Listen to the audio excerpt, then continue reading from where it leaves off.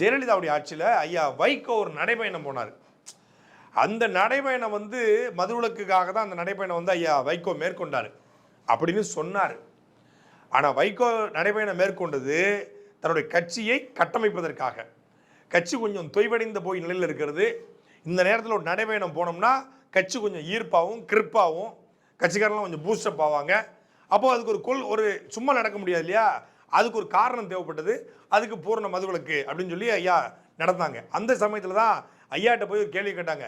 நீங்கள் மதுவிலக்குன்னு சொல்கிறீங்களே, உங்கள் மகன் ஐடிசி அப்படிங்கிற இந்தியன் டொபாக்கோ கம்பெனியினுடைய டீலராக இருக்காரு அப்படின்னு ஐயா வைகோட கேட்டதுக்கு அவர் என்ன சொன்னார்?